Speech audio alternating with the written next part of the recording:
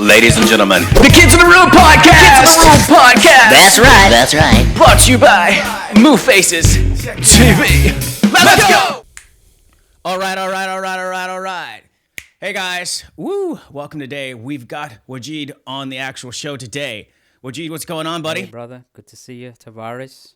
All right. Of my growing up in the 70s, man, Saturday Night Fever and, the band Tavares. More Than a Woman, like bringing back memories. Bringing back memories for you? Bringing back the old times? It's actually, it's Wajid, it's actually an actually really old name. It's actually Aramaic, right? Is it? It's originally Aramaic, brought to Portugal and, Spain from the Jews. Wow. Yeah. Awesome. Yeah, it's really old. And in Brazil and and things like that, it's pretty common. It's like literally like Smith or John would be, as far as like a last name, and some people first names. So a little bit of history there, guys. Wajid is Smith and John in Pakistan, Exactly. It's amazing.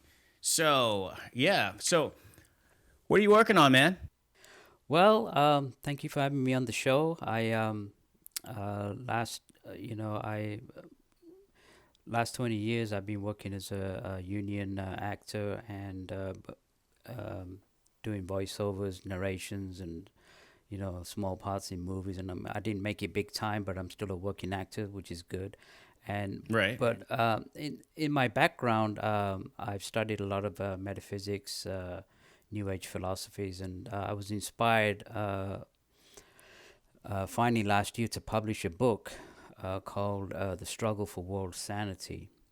And it's interesting that on the debut of the book, it reached on Amazon. It reached the #1 bestseller on Amazon under the category of mysticism and spirituality, and also under the category of UFOs.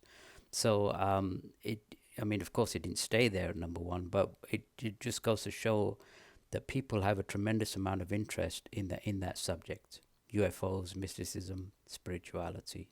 So, how do you feel UFOs and things like that connect with metaphysics? Well, the thing is, the reason I wrote the book, Tavares, is I was born in Pakistan, and my parents moved to England when I was 3 years old. I was raised in England, in the north of England, and I then moved to London. And I was raised as a Muslim in the Islamic faith, and I went to the mosque, I read the Quran, I did the prayers, and at the same time I went to an English Church of England school where I read the Bible, sang hymns, did Christmas carols. And so I had the best of both worlds, both in Christianity and Islam, and I didn't see any difference between the two religions, just two different ideologies going towards the same principle. But it was when I was about 16 that I found my own guru or spiritual master, an Englishman by the name of Dr. George King.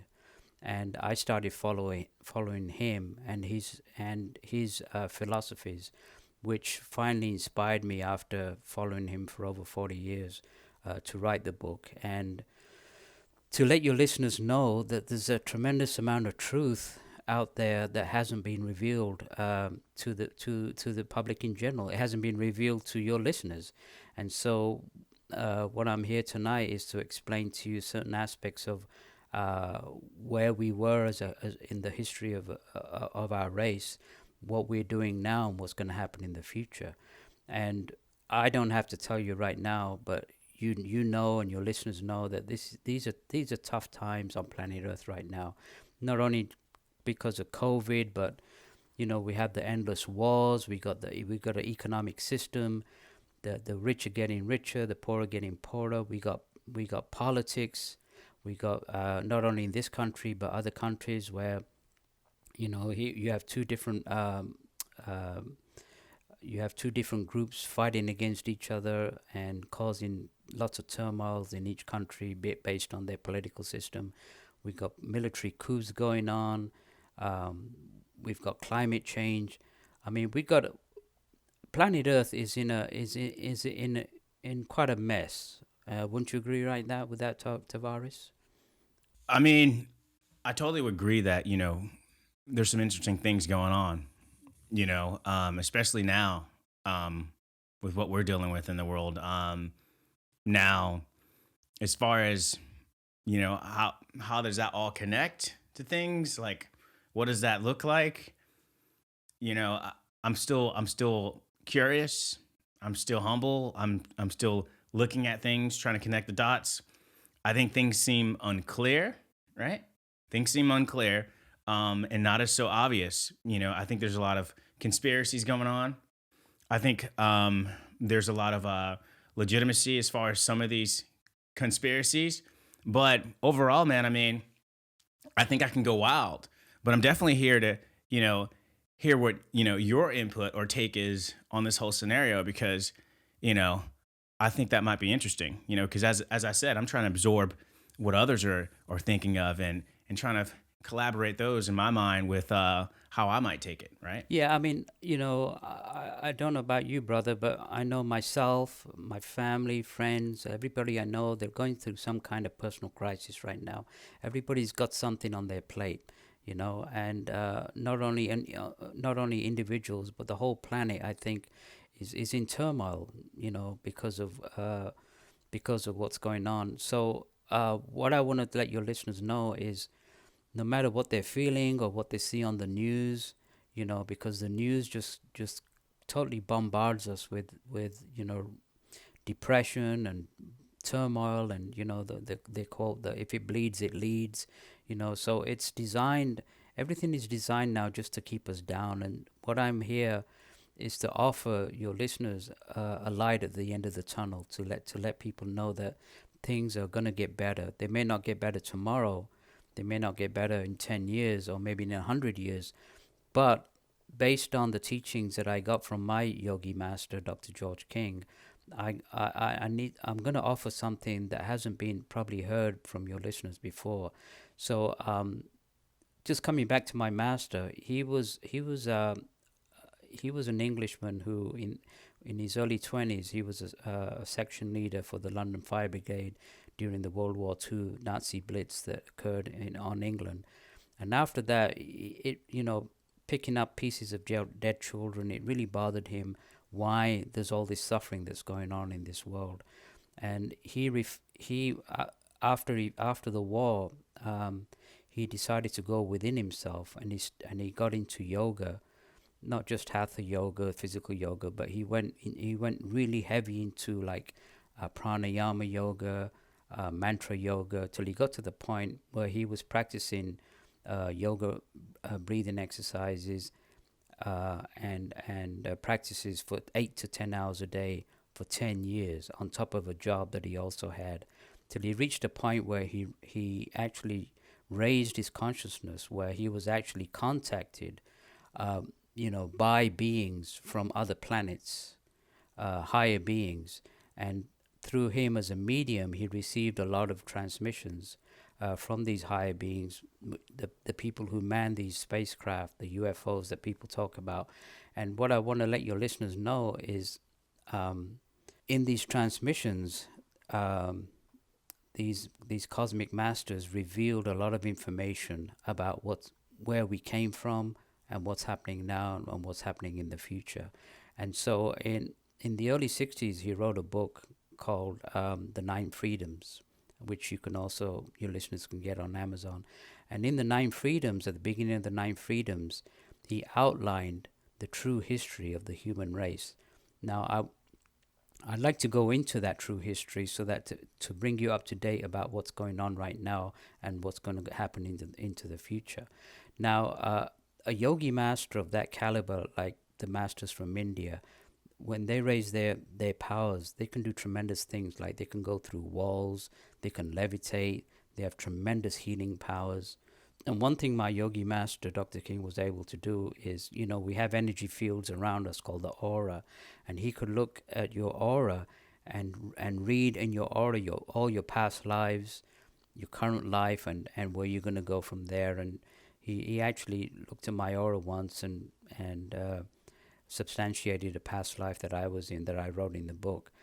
But on the larger scale, a yogi master like that can also physically project from his physical body and read the aura of the planet, the Mother Earth, which is referred to as the Akashic records, and he projected from his body and read the information uh, on the aura of the Mother Earth, which gave a complete outline of where we were 18 million years ago. And 18 million years ago, we were actually a race that lived on this planet that was orbiting between Jupiter and Mars. It was called Maldek. And based on the information that I received from my master, we were a very highly cultured race. That the whole planet was highly mechanicalized.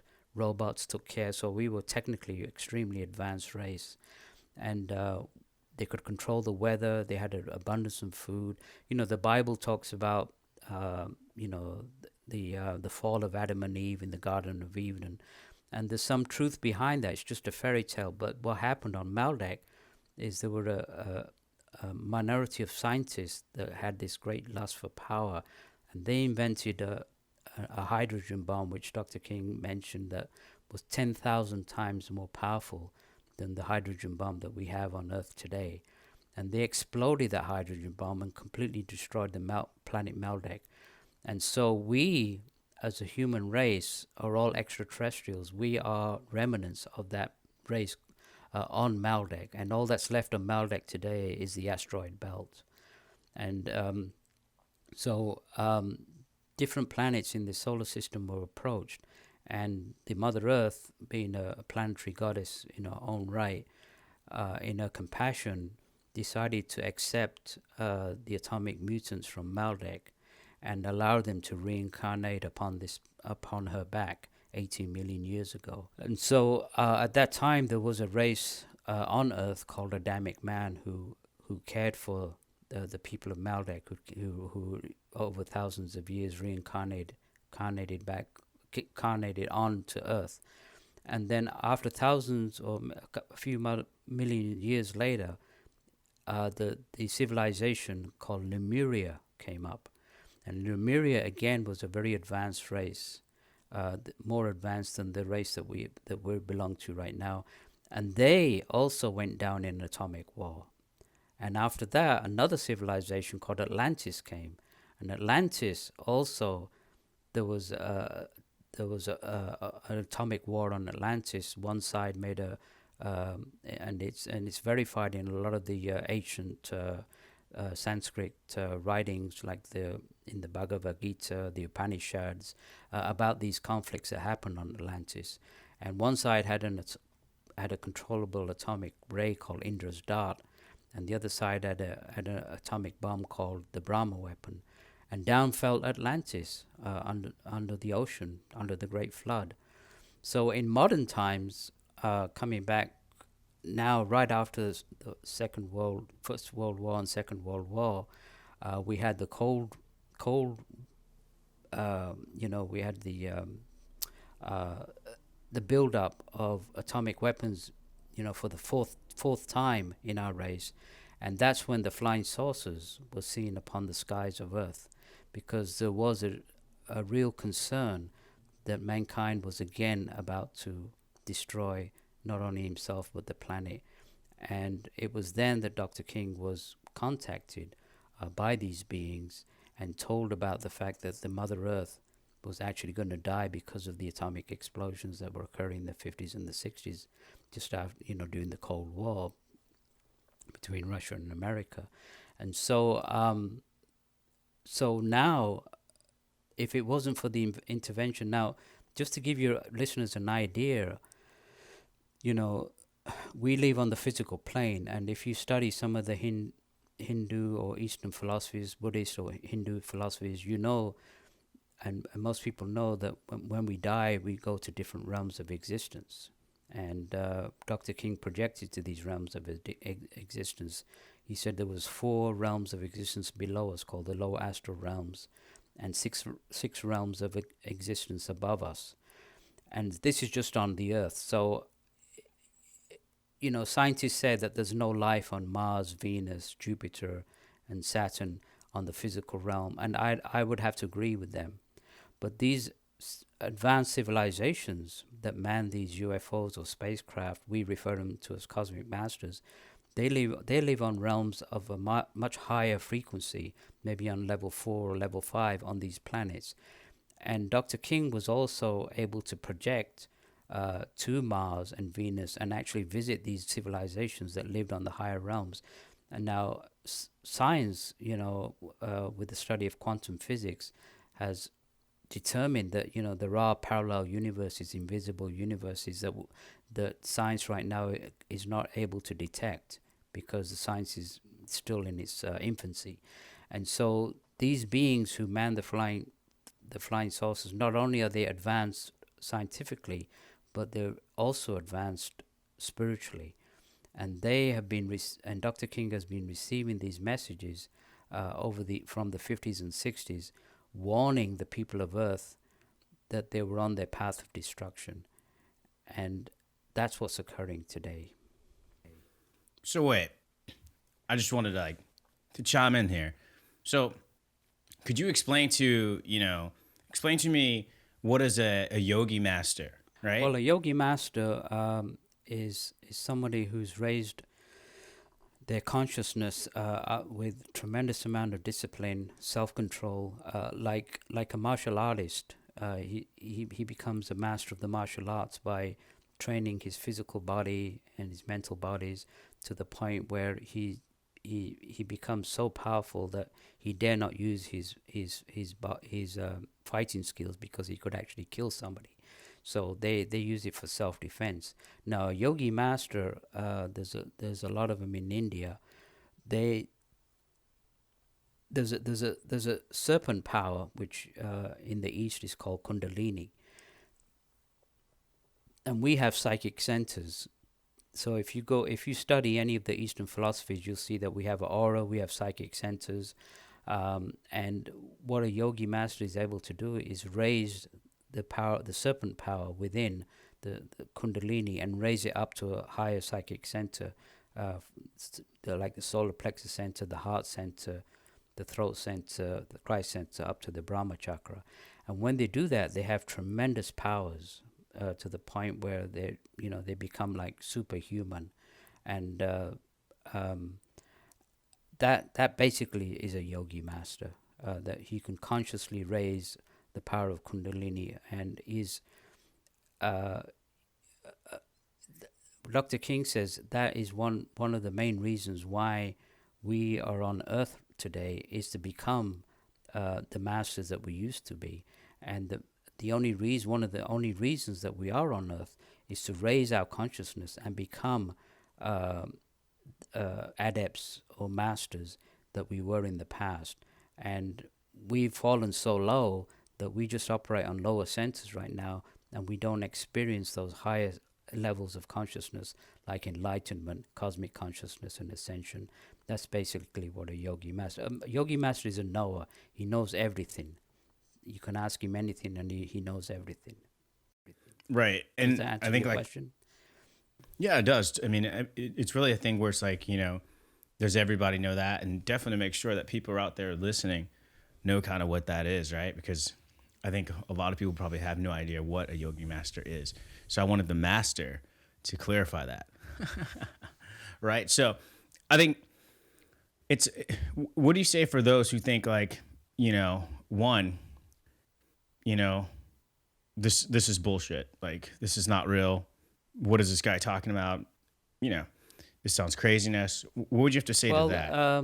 I'm not here to convert anybody. I'm not here to tell them to follow what I did. I did my own research. I followed my own master. They can go to my master's website and do their own research and make their own conclusions, because I've been following him for the last 40 years, and he revealed certain things to me that proved that he was the master that he was. One aspect of it that really bowled me over was in the early 50s, the beings who control these spacecraft, they would reveal 2 or 3 weeks in advance flying saucer sightings over, say, America, New Zealand, Australia, and 3 weeks later, those exact sightings would occur. So that proved to me that he was in contact with beings of that manned these spacecraft. So that to me was one element of truth. And then of course, what my master told me, he said he told his followers that if you're going to follow the truth, then you have to speak the truth. And he made a solemn vow that every time he would go on the podium or go on an interview, he would make a solemn vow before his creator that he would tell the truth. And it cost him a lot when he said these things in the 50s, when he said that, that there are higher beings that live on the other planets, that man these spacecraft, there are highly technically advanced and spiritually advanced. He was laughed at and ignored. But now people are being more open because science is getting more advanced. The people are being more open now to the life, to the possibility of life existing on not only on other planets, but also on different planes of existence. And like I said before, nobody really knows what happens when we die.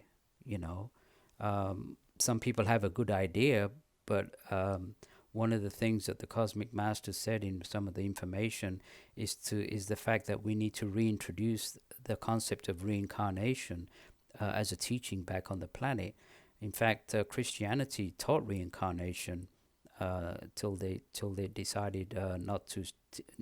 They decided to get into the one life thing, but we really so you're saying Christianity talked about reincarnation? Like, where in the Bible and what scripture do you kind of navigate that, or that existing? At the meeting of in I think it was AD 700 in Constantinople, a lot of the teachings were changed, and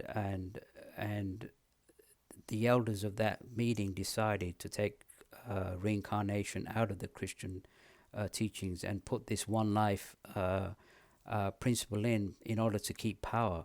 And what the Cosmic Masters are saying, that reincarnation needs to be taught up back to everybody on this earth. Why? Because we know that nobody would really start wars or kill anybody if they knew that they were their brother or sister. And if your researchers do enough research themselves, they know that reincarnation is a fact. There's so many stories of people when they're younger remembering their past lives. So that's another truth that needs to be shown. That's interesting. That's interesting. Very interesting. So one thing I kind of wanted to look back at again and stick on this in this scenario. You kind of didn't answer this one. Where in the Bible did it say that? Like, how can people, find reference, to some type of credible source to say, like, the Bible said these type of things? Because I didn't really get that answer exactly. Well, it wasn't before the Bible was even created. The teachings of Jesus at that time, before the Bible was even written, reincarnation was part of that. And as far as again, you'll have to look up the meeting of Constantinople. People can research on that, and they'll find out that indeed at that time reincarnation was taken out of the Christian teachings. So how would a user reference that or search for that exactly?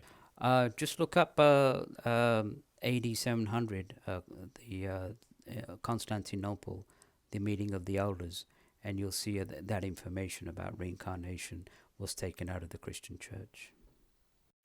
Wow. So what kind of things, like, what was when you looked this up, what was like the reasoning for them, basically taking this out? Why did they omit to control the masses? So if you just say there's only one life, you only have one life, and you better do what we tell you to do, it's a control issue, so that they keep control of the masses.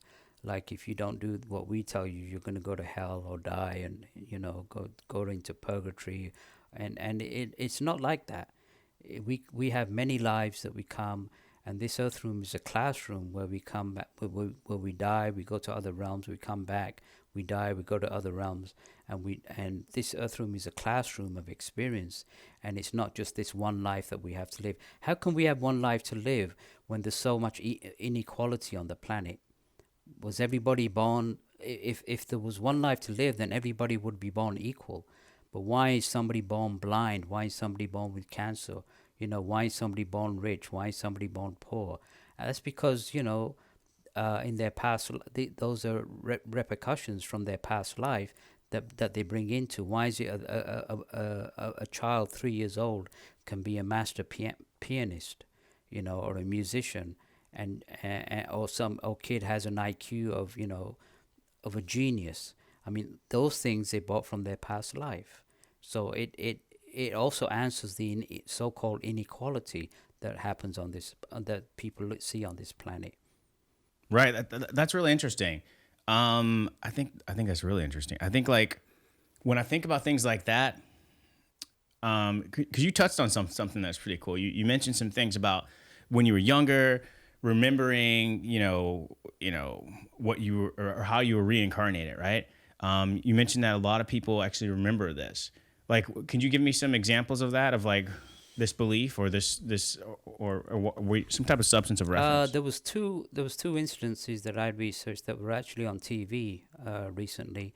One was a woman in England, and she was married, and she recollected that she was in Ireland, and she had 5 children, and on the birth of her 6th child, she died, and she left these children, and she remembered the names of the children. She remembered the town that they lived in, and her husband took her to this town in Ireland, and they actually located these children that she left behind as a young woman, who are now in their 70s and 80s, and she could recall all the things that happened when she was their mother. And they asked these people, because the woman's like 36, and these people are now 70 or 80, and they asked this woman, they said, do you believe that this woman is your mother? And they said yes.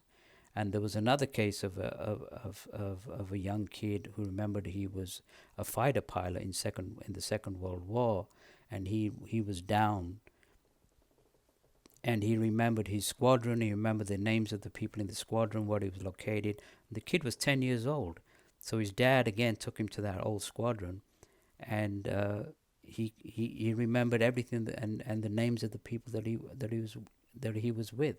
How can that be unless the kid was actually that particular fighter pilot that was killed in that accident? And a lot of people, most people have recollections when they're very young. There was a girl in India who remembered she lived in Scotland as a lord of the manor, and she remembered all the past life that she was in.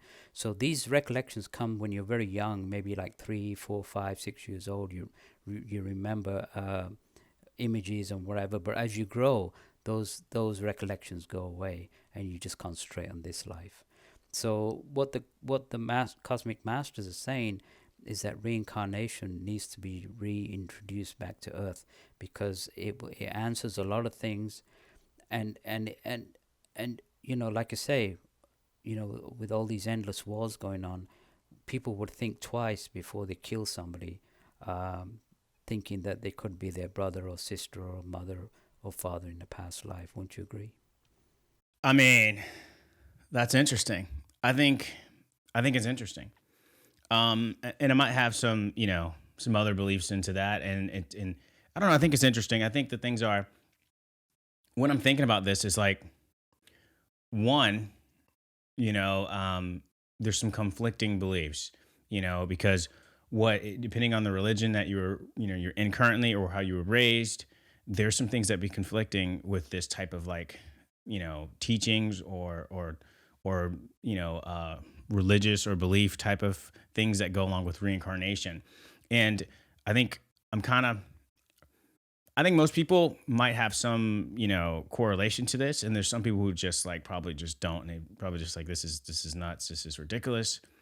But if you had to go ahead and, bring myself into it, I would say definitely when I was a kid, I had these nightmares, or I don't want to say they were nightmares, right?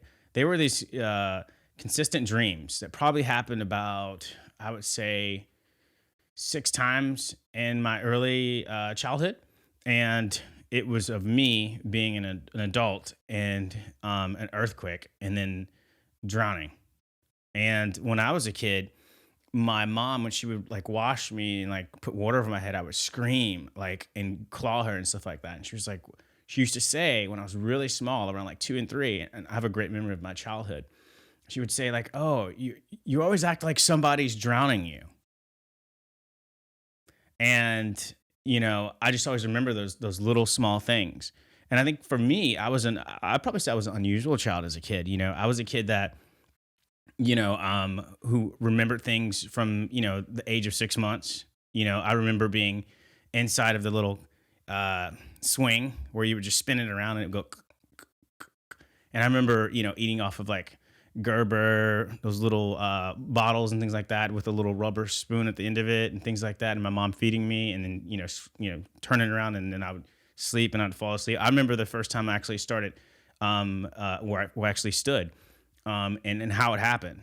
I remember a lot of very early childhood details that a lot of people don't. And when I was a kid, I was an unusual kid to the fact that I was, I wasn't a big speaker, and I was always wondering. And my mom would always say, why? They would say he was, like, I'm very shy. And people now would say, no way. But at that time, I would say probably till like I was around like 8 years old, I was very quiet, exceptionally quiet child. And I would tell, my mom later on years that the reason why is because I was always trying to remember where was I at before.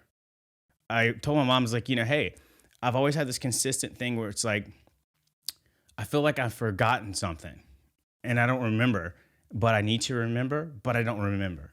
And it's a weird thing. And when you're a kid, you don't really understand what that means, but I just knew it, right? I would always say like, I feel like I forgot something, but I was just thinking all the time. This is why I was so quiet. Like, how did I get here? I was somewhere else and I was doing something else, which sounds inconceivable, right? And now as an adult, I reminisce or I remember these things and I'm like, why the heck, did I think of something like that? Why did I feel this thing? Why was that? What was I trying to remember? It didn't make sense, right? So, and it still doesn't make sense. But now I've grown to, think that, maybe there's something else out there deeper than that.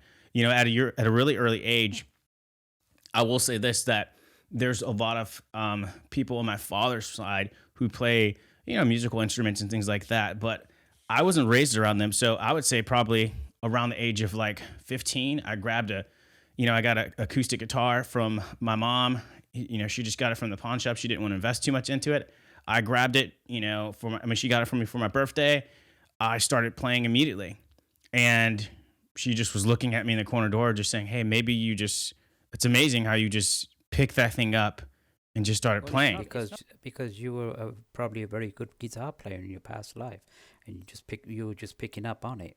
Nobody gets anything for nothing. So you've been an accomplished guitar player immediately. Obviously, shows that in the past life you were you rehearsed for many hours, and it just all came back to you. And as far as that's interesting. As far as you drowning in an earthquake, as a child, these recollections do occur, and it could be. I mean, my sister remembers being in France, being thrown off a bridge off the River Seine and drowning in a past life. So yeah, people do remember these things. Absolutely, nobody's born innocent. There's no such thing as a child born innocent. I mean that it's interesting. It's interesting, very interesting. But I think it's like, to people, does that really make sense? And I think you, as a person and as an adult, you think, well, maybe you're just imagining things, or just, does that even, is that real? You begin to start questioning things, and you begin to start shutting those doors and just thinking you were a kid with an imagination. And, there's reasons. Maybe it just sounds ridiculous. Maybe it just doesn't make sense to other people. And so you want to identify, and if you don't hear those from others commonly, then it doesn't sound like something you want to bring up, and you just want to, push it off as like, obviously a child with an imagination. Maybe there's just something there. It was just some dreams. Well, here's another thing for you listeners to think about. Dr. King said that before you reincarnate, your higher self actually picks the exact place, and also the parents. You actually pick your parents before you reincarnate, come back, and so our parents we picked as well for those particular experiences that you needed. Some pick abusive parents, some pick loving parents for exactly the reason that they need those experiences. So that's something to think about as well. That's interesting. That's really interesting. I say this in private to some other people all the time with no Yogi Master. So, well, you don't need a Yogi Master. We have something that's inborn in us, which is called our intuition, our sixth sense, our psychic perception. So, we know, nobody has to tell us. We just know certain things. At certain points, like, I would say for me, I remember some things. And for me to remember those things, it doesn't really make much sense in the practical world of where we both exist at now and how we're brought up and the teachings that we're taught. And so for me, it's always it's a conflict, right? It's a conflict because you can't really prove those things necessarily 100%. And so it's just like, where does that come from, right? But I do remember these things when I was a child. I've not had any type of like experience or dream or things like that consistently once, after the age of 8, nothing. That's Just when you start focusing on so those recollections are from the previous life, and there's a certain amount of compassion when you come back onto the physical realm. You don't really want to know your past life because it's bad enough going through this life and all the challenges that you have in this life. I mean, they say that when you're ready or you're advanced enough, maybe become a master yourself, you'll be able to remember your past lives. But right now, those don't really matter. I mean, you get some recollections, but the issue right now is to face this life and the challenges that this life faces. That's why after, like you said, the age of 7 or 8, those things disappear and you just focus on this life. And that's interesting. I think like kind of how I look at things and how I've kind of told people is like,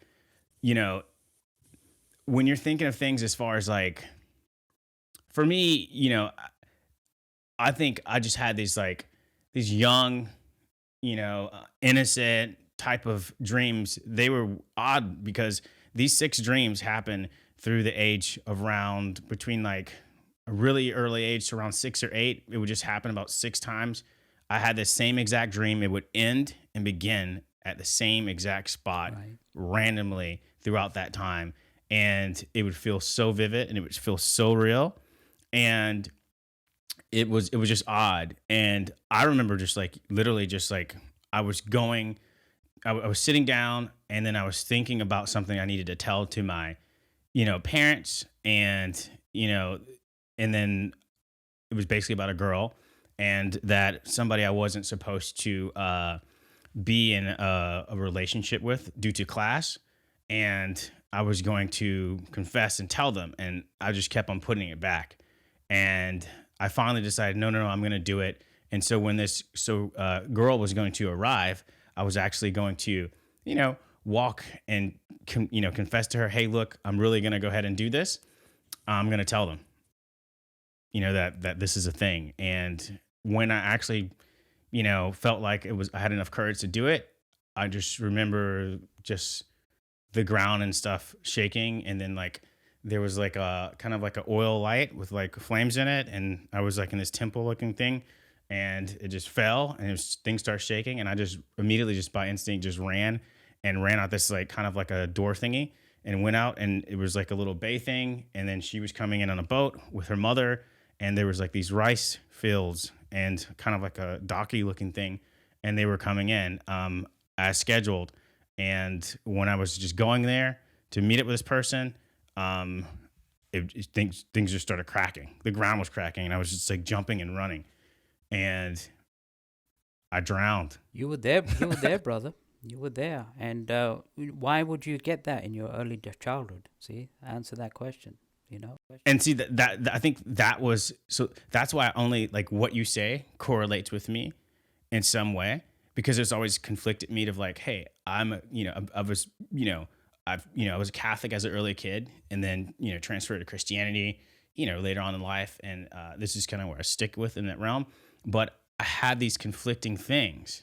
It's like, this is what I'm taught, but why do I remember this, and why did these things happen, and why did this feel realer than this, and why do I have this consistent? Yeah, and also you have to remember, I was born a Muslim, you were born a Christian, all this, A Catholic. Catholic, and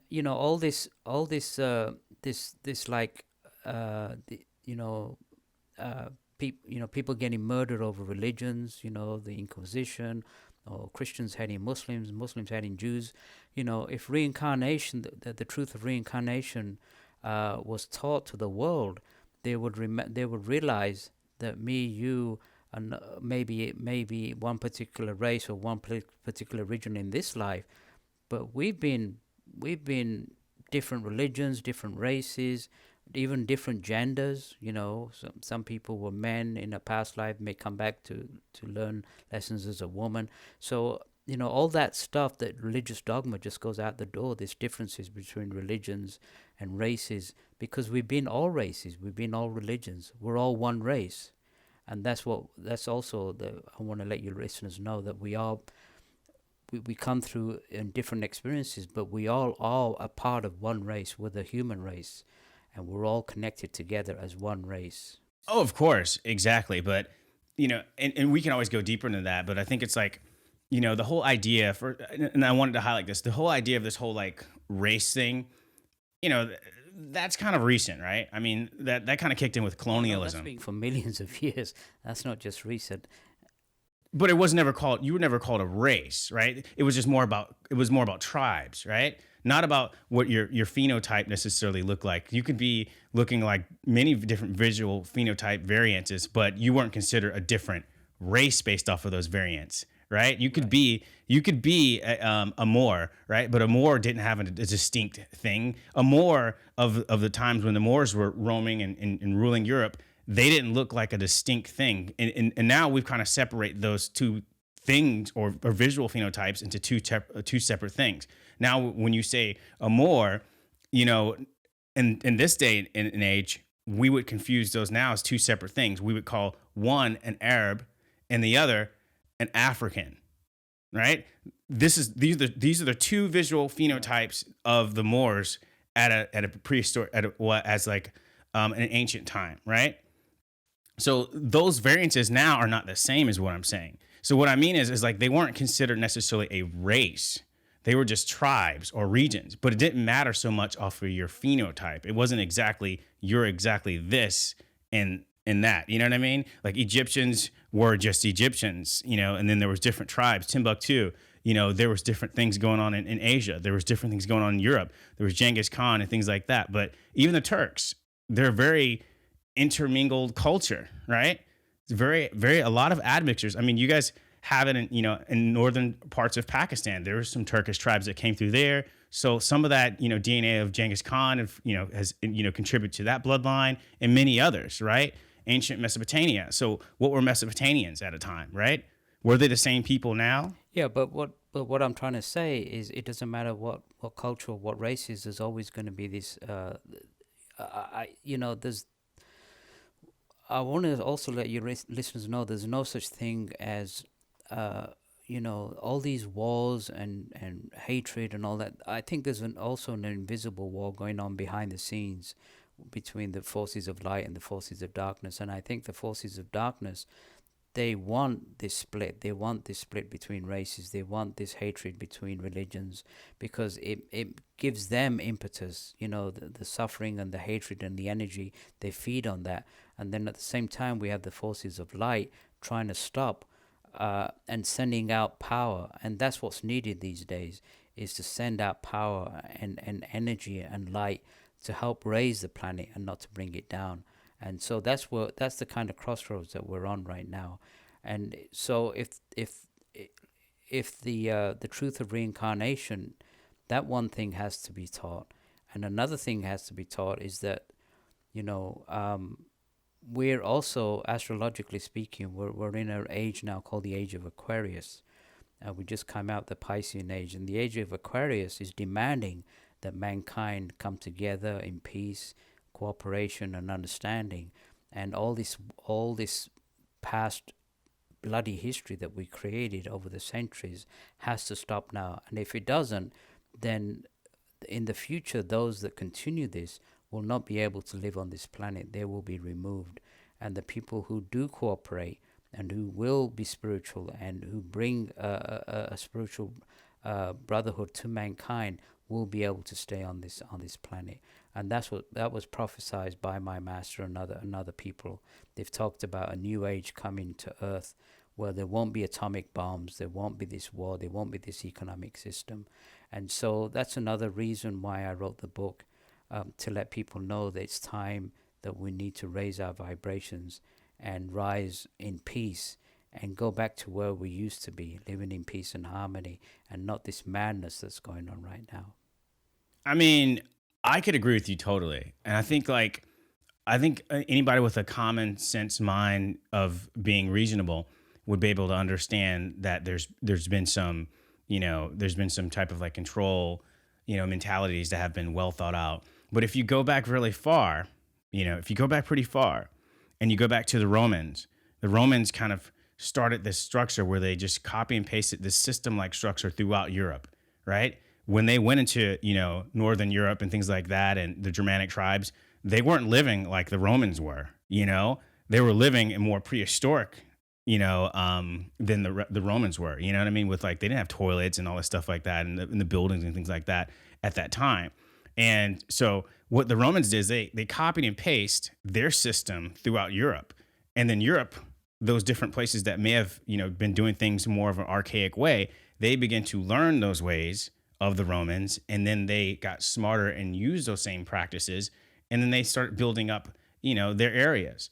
And without that outside influence back and forth and understanding that type of system that the Romans did, a lot of these colonialistic structures like Spain, Portugal, at the time, and France and, United Kingdom wouldn't have been able to copy and paste this type of structure of colonialism around the world because there was a structure. Colonialism was a real structure and it still exists massively today.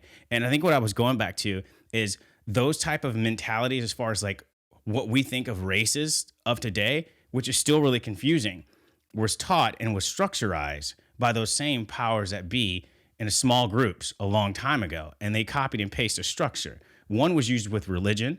The other was used with how can we group phenotypes? Because you couldn't go to Europe and say everybody was white in Europe at a certain period of time because they didn't actually subscribe to that because everybody around them, were different to them. Germanic tribes were different from the Celts, right? They weren't the same, right? So now what I'm saying is during that time, those certain small groups got and created this like system and said, hey, look, everybody in this area is going to be this. And then everybody in this area is going to be this. And then they went to different places and just copied and pasted that same type of structure. When they went to Latin America, when it wasn't Latin America, the same type of structure was brought there and copy and paste. Yeah, but look how it was done. Oh, I know how it was done. It was done in a way to control the masses. And so everyone can be divided. And, destruction. And that's what mankind has been doing. You talk about the Roman Empire. Look at the Nazi Empire. Look at the British Empire. Look at the communists, the fascists. So these things they say history repeats itself, and it's happening again and again and again, where people are being subjugated. Look what's happening in Myanmar right now. Military coup. I mean, these things are just constantly occurring because what I'm saying is the influence of people who want to keep mankind divided in hatred. And so what we need to do now is rise en masse in peace and start sending. Dr. King, back in the 60s and 70s when they had the oil crisis and people were talking about the lack of oil, he said there's only one energy crisis on this planet. Only one. And he says that's a spiritual energy crisis. He says if you solve this crisis, all other crises, both in your personal life and even between countries, will automatically be solved. So that's one thing. You talk about famine in different countries and people physically starving. Right now, our our souls, we're spiritual beings in physical bodies. We're starving our souls by not channeling the spiritual energy that we're supposed to be channeling, which we did in the past. So the greatest thing that we can do right now to help each other and to help save this planet is to start sending out the energy, is to bring down the energy from God or from higher beings or whatever you believe in. Just send it out as a white light, and it's just as physical as electricity. It just occurs in a different vibrational sequence. If your listeners go in front of a mirror, they can raise their hands and send out white light from the two centers and the heart center, and they'll feel that reflection coming back, a tingling around the body. Those energies are real, just like hate energy is real. The energy of love is what's required right now to help fix the crazy problems that are occurring right now on this planet. I think that's great. That's great. It's great stuff. I think I want to also, chime in on some things that you mentioned earlier too, as well, which was about, reincarnation, things like that. And I think what I'm wondering about that is, how does that affect, or how does that associate with, like, because you mentioned reincarnation. How many times do you reincarnate? How many times does one reincarnate? Because you have numerology, who believes, I think it's roughly 9 times, right? Or maybe more than that. Like, what does that look like for those beliefs? We were reincarnated when we were on the planet Maldek. We were humanoids, and male and female caused procreation of the races. So we were humanoid on Maldek, and we reincarnated on Maldek, died and went on to the different planes on Maldek. And so on planet Earth, we've been reincarnating for the last 18 million years, and we will continue to reincarnate till we learn the lessons that we need to learn by being on this classroom Earth. So we've been through millions of reincarnations in the past, and we may have to go through millions of reincarnations in the future till we reach a stage of evolution where we can rise above the mess that we've created right now. And again, the message that I want to give your listeners is that these beings who control these advanced UFOs or spacecraft, they're asking the people of Earth. They don't address them as Americans or Brazilians or Chinese. They address them as terrestrial man. They're asking right now that everybody start sending this power, this spiritual love out to the world to help raise the vibrations, which is probably the most important thing that we can do right now. Right. I mean, that would be pretty cool. I mean, I don't know. I think it's interesting, when you start, thinking about some of these things and, having these type of interesting conversations. Definitely cool. But like, I think, like, a lot of people will be like, well, how does this whole planet thing make sense? Right. It just sounds like wildness, 18 million years. Like, did your Yogi Master basically say that, he got some type of spiritual connection that told him these things? Like, how does he know these things are supposedly real? Actually went into deep meditation. Like I said, he projected from his body, and there's a like the planet has its own records called the Akashic records, and they're imprinted. The whole history of the human race is imprinted in these Akashic records, which you can project. Like when we sleep, part of our consciousness projects onto different realms when we sleep. People call it astral projection, but a master of yoga or a Yogi Master can fully project out of the body and consciously remember everything that he sees when he projects out. And so that's how we saw the true history of Earth. Now, why talk about the past and the present? The present right now is not looking very good. Another thing that I also want to let you listeners know, that what my Yogi Master said, is that the Earth herself as a being, as a spiritual being, a goddess in her own right, is actually raising her vibrations as well on top of the Aquarian age.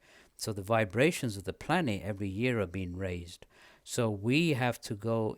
One of the things that's shown by this raising of vibrations is that the climate is changing. It's got nothing to do with carbon emissions or what man is doing. This raising of vibrations, the seasons are changing. There's going to be flooding to certain lands, And all these things are part of this great change that's occurring for the new age that's coming to Earth.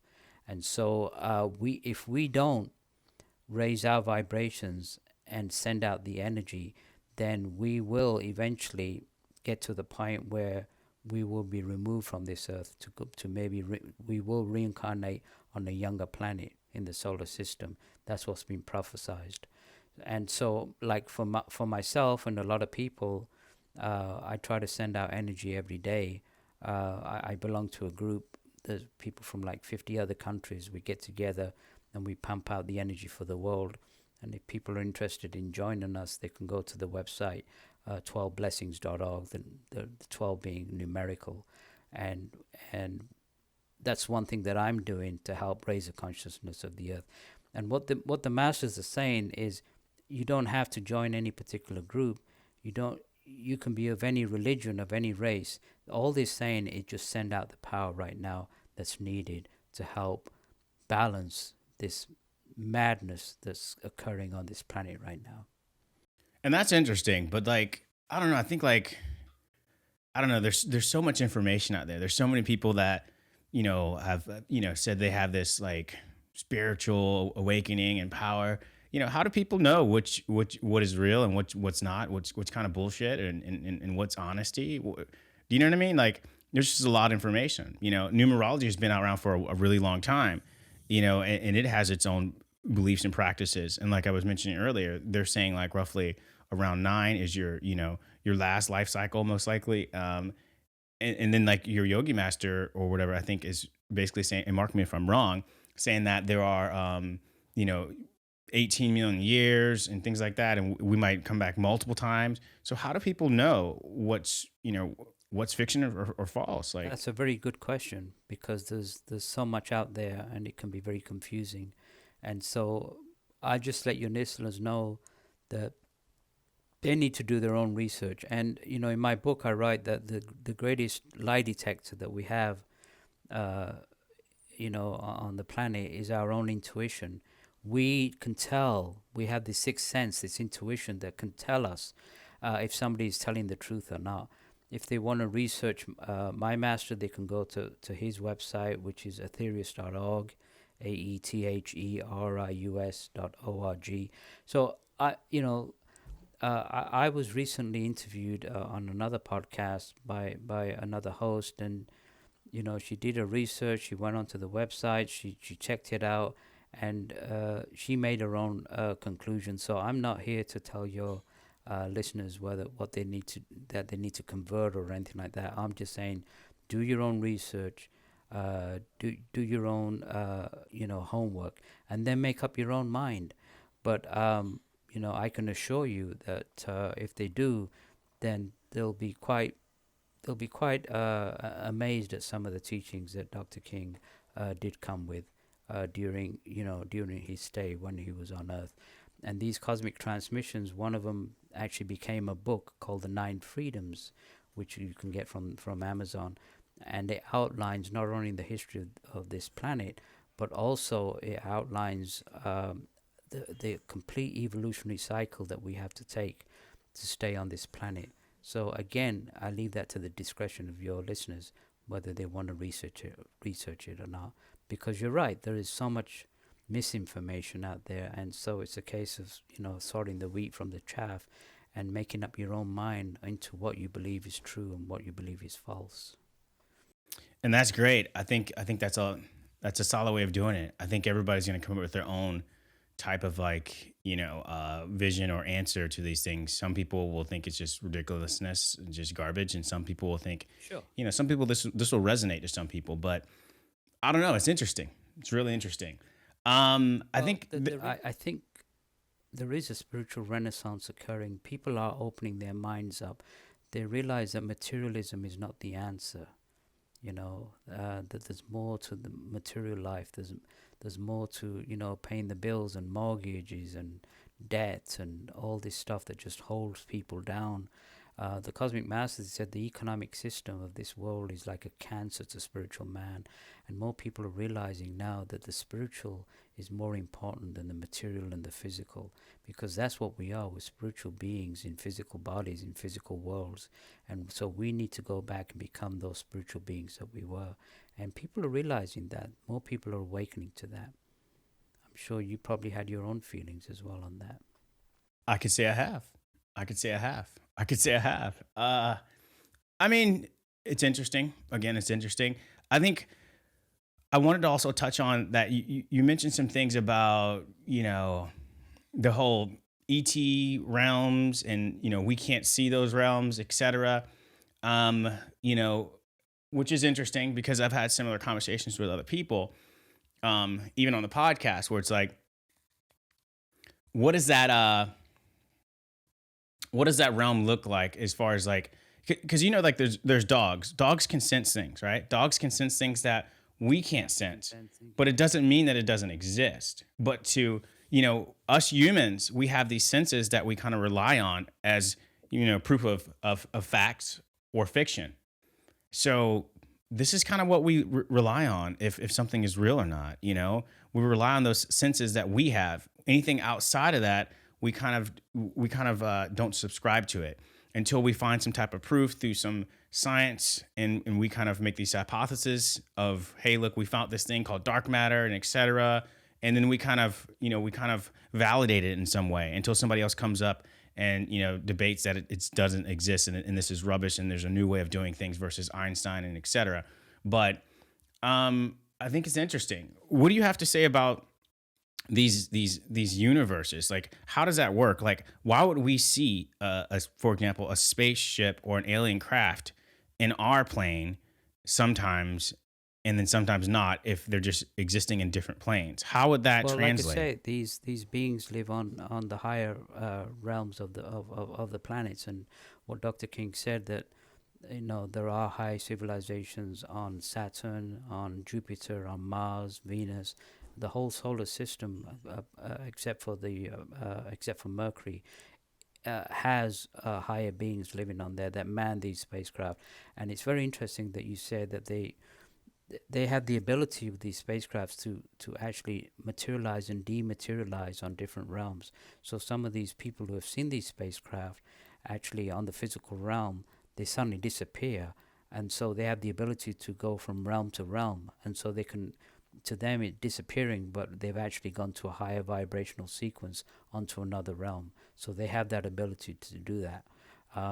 Dr. King was on TV years ago on the BBC, and he was asked, how, like, if one of these spacecraft came from Venus to Earth, how long would it take? And he said about 2.5 seconds.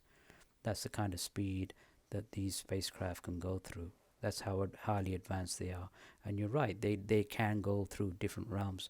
Just because we on the physical realm can't detect these, of course, when we die, we go to these other realms which are just as physical.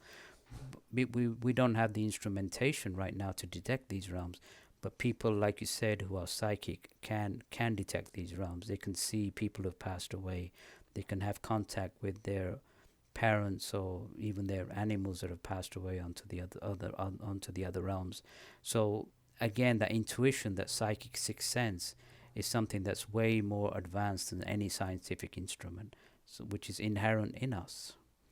So that answers the question of different realms of existence.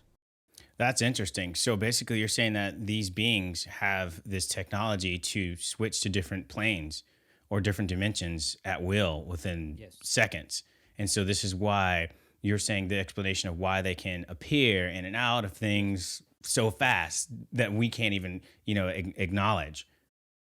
And then also defy our, dimension is what you're saying. Yes. And another thing that they send a transmission through, that they say they have specialized craft that come into orbit of the planet. These specialized craft, they actually condition the energies from the sun, the pranic energies, through their radionic computer systems.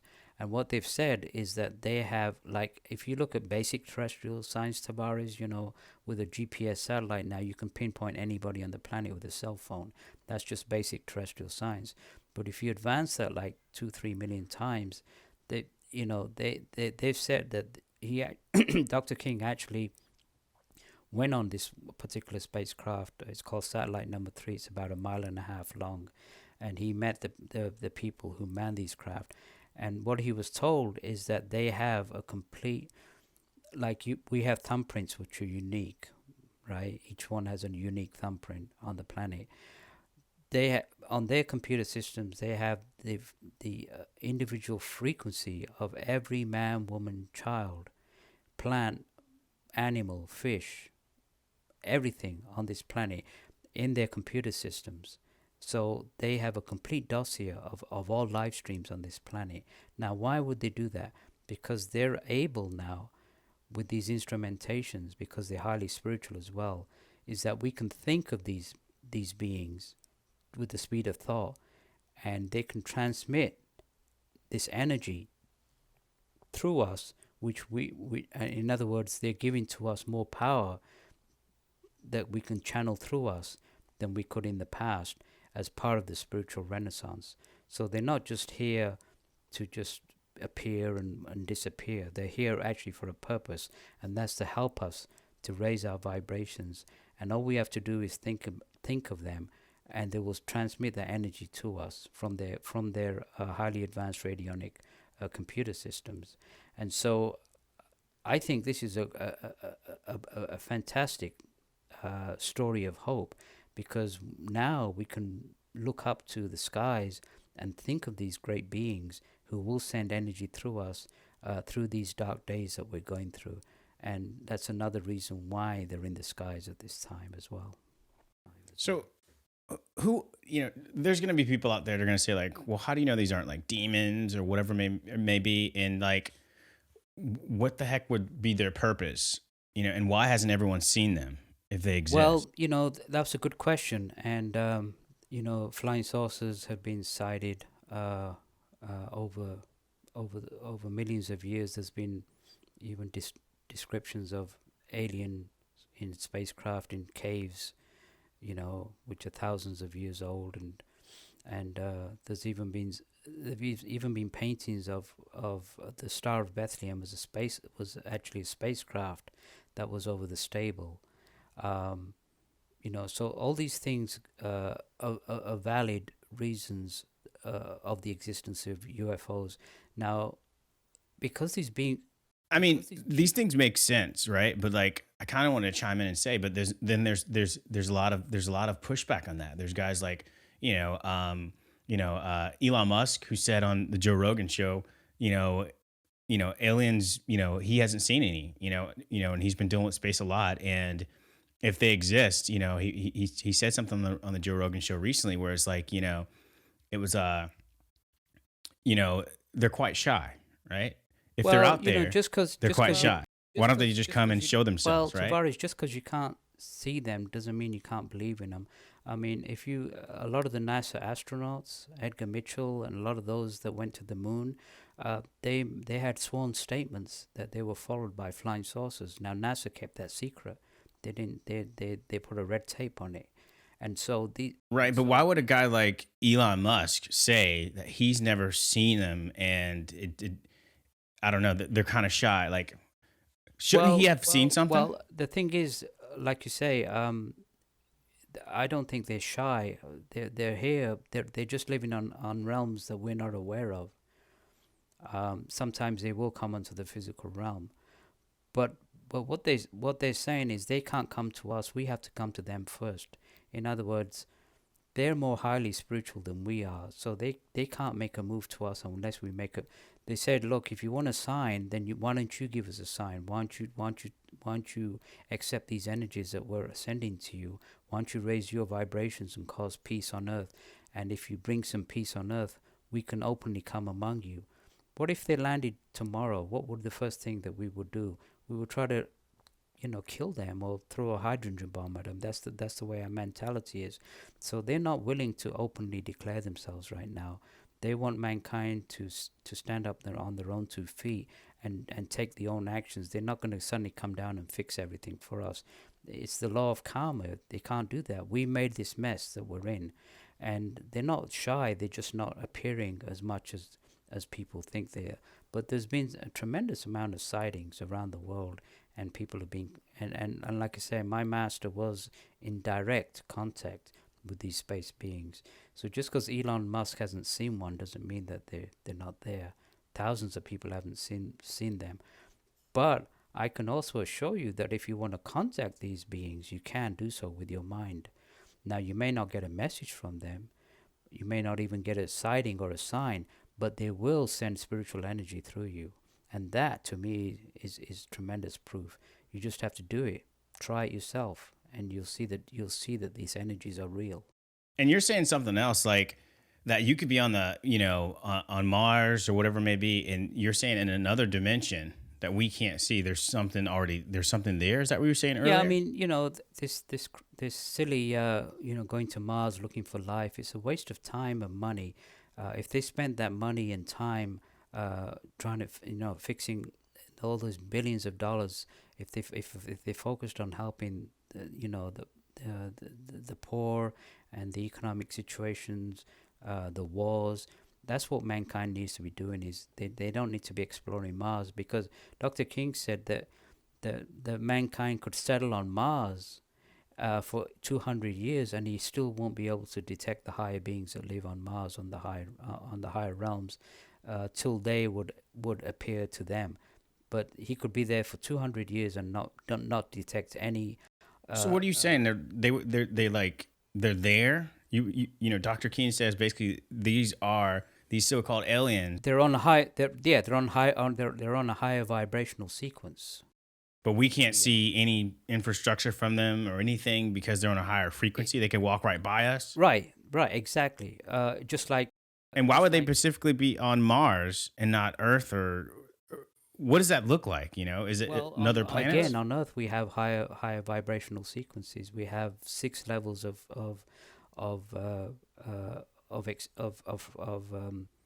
6 levels of frequencies that people live on when they die. So when we die, like the mass murderers and all the evil people, they go to the lower realms called the lower astral realms. There's 4 levels of existence below us and 6 levels of existence above us. And on these higher realms, there are higher yogi masters, advanced masters, saints that live on these levels, like level 4, level 5. And how come we can't see them? So unless we're psychic, or unless we can raise our consciousness and project physically from our body on our astral bodies, like a lot of these masters do, they can go to these realms of existence. And it's the same on Mars, it's the same on Venus, and the same on Jupiter and Saturn. All these planets are inhabited, but not on the physical realm. They left the physical realms millions of years ago. That's how highly advanced that they are. Wow. So you're saying that these people got so advanced that they left this realm, and so this is why we can't interact with them or visually see them. Yeah, I mean, like if we're talking, you right now you could if you could project, you could actually be in an ocean on level 4, and you won't even know it unless you went to level 4, exactly where you are. Or where I'm talking from, I could go to level 5 and be in a canyon, and I won't be aware of it because I'm on the physical realm. So they're interwoven on the physical realm up to 1, 2, 3, 4, 5, 6, 7, 8, up to 7, level 7, and then 4 below us.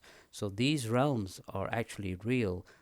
They're physical realms that people live on, and these civilizations, they have temples, they have buildings, they have seas, and it's just like planet Earth, but on a different level of existence, on a different level of frequency. And I'm sure sometimes when we sleep, we sometimes project to some of these realms, and we have these vivid dreams of flying in the air and going to different places. That's one aspect that we do even when we sleep. So yes, exactly true that these higher beings live on the higher realms of the planets in the solar system. Wow. Very interesting. It's Very been interesting. said through the transmissions that some of these interplanetary masters have actually come on this planet in the past and have given teachings, and they said that the Master Jesus was actually an interplanetary master from Venus, and that the Lord Buddha was an interplanetary master from Venus, that the Lord Krishna was an interplanetary master from Saturn, and they incarnated as physical terrestrial beings in order to give these teachings. So what the space beings are saying, that teachers like Jesus and Krishna and Buddha, we need to follow the real, true political leaders of the world, people like them, and not listen to the lies of the politicians, and listen to the spiritual truths that these great masters like Patanjali, Lao Tse, I Ching, these were highly evolved masters that came from other planets and gave these teachings, which are all the same. They were just given to different cultures, different races at different times.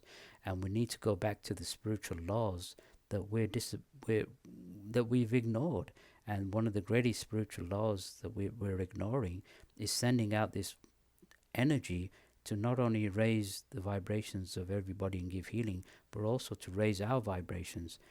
And the good thing is, Tavares, is that the more energy and power of love that we send out, by law, the law of karma, action, reaction, we get back as well. So it's a win-win situation.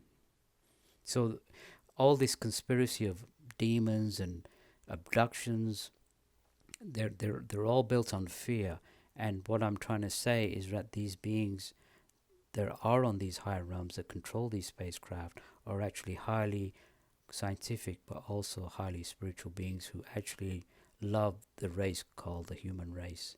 They look at us as erring little children right now. Awesome.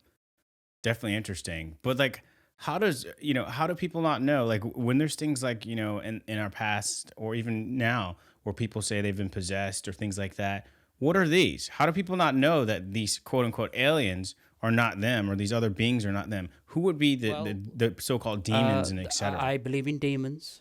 I believe in possession as well. I think there are demonic forces, but they're not from other planets. They're not from other. I mean, Dr. King talked about evil races from other planets who've actually tried to attack this Earth, but they've been repelled by the cosmic masters of this solar system because we couldn't repel them ourselves. But in regards to demons and possessions, these do occur. That these are from demonic forces from our own Earth, from the lower realms that we created ourselves. So these things do happen. Yes, I agree, and we created, and that's another reason why we need to raise our vibrations, is to stop all this demonic mind control and possession that's occurring right now. Totally agree. Very interesting. Very interesting. Well, thanks, man, for coming on the show. This has been pretty enlightening. I've definitely enjoyed the conversation. I think you've had some really interesting stuff to say and for us to think about. And are there some things that you want to kind of tell the audience or tell us, before we get off? Well, like I say, no matter how bad it's always darkest before the dawn, and I want to offer hope. I want your listeners to do their own research. Look into the two websites that I gave, 12blessings.org and aetherius.org, and do their own research. If they want to buy the book, they can go to Amazon and get the book, The Struggle for World Sanity. It's on Amazon under my name, Wajid Hassan. And then, like I said, do their own research, make their own conclusions, go within, follow their own intuition, and realize that no matter what they're going through right now, all this can be rectified in their personal life and between the countries if we start sending out the light. Amazing. Thank you, Wajid. So I think what I'm going to do is we're definitely gonna talk again and link up, and thank you so much. I appreciate it, friend. So I'm gonna pause this right now. Ladies and gentlemen, The Kids in the Room Podcast! Kids in the Room Podcast! That's right. That's right. Brought to you by Move Faces TV. Let's go!